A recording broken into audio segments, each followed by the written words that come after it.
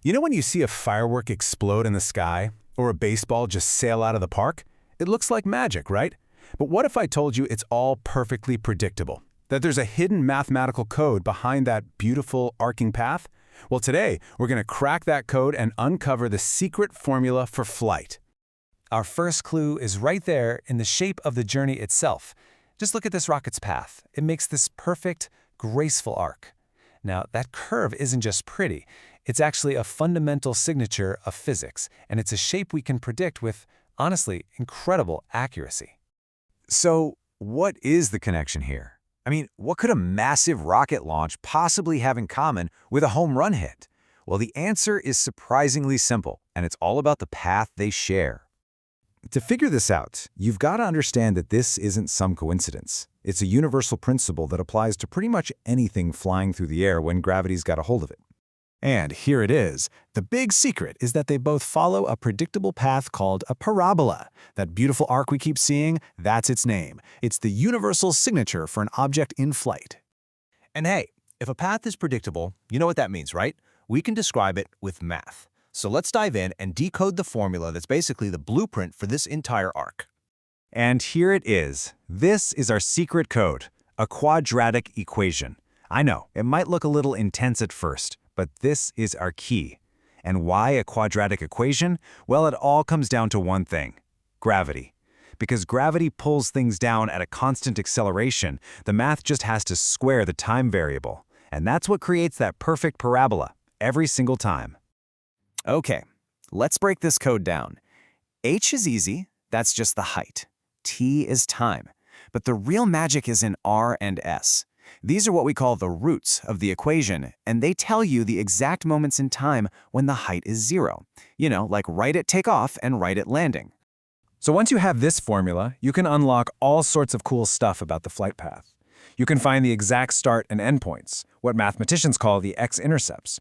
You can pinpoint the absolute highest point of the arc, the vertex, and you can see the path's perfect symmetry, how the trip up is a perfect mirror image of the trip down. All right, theory is great and all, but let's see how this thing actually works in the real world. We'll kick things off with a classic example, a rocket launching straight up from the ground. So here's the setup. We've got a rocket, it's launching from the ground at time 0, it shoots up, hits its peak, and then comes back down to Earth. A simple, clean, and totally perfect parabolic path. Now, check out the specific equation for our rocket. See how it's written? That t and that t-6? That's the factored form, and it's super useful. It basically just hands us the roots.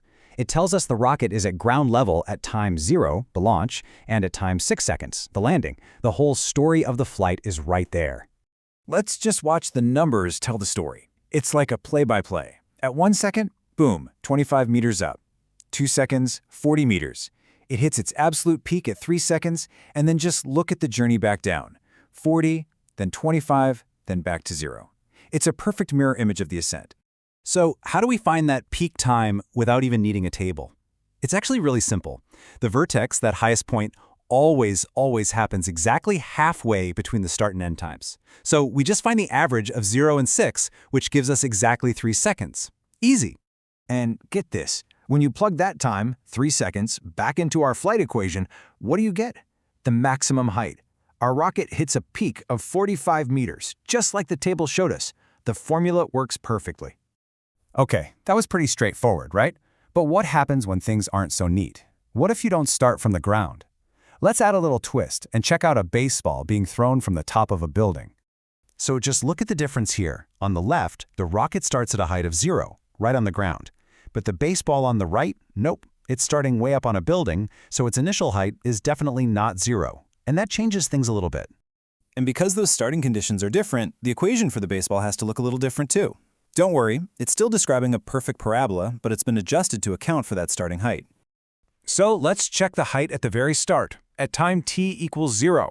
When we plug 0 into the formula, out pops 30 meters. So yep, the height of the building is baked right into the math from the very beginning. And we can find the peak height using the exact same logic as before. The vertex happens halfway between the roots, which is at 0.5 seconds. When we calculate the height at that moment, we find the ball's max height is 31.25 meters. So it only climbs a tiny bit before gravity takes over and it starts to fall. So, from rockets to baseballs, we've kind of decoded the math behind their flight. But let's zoom out for a second. What's the big picture here? What's the main takeaway from all this?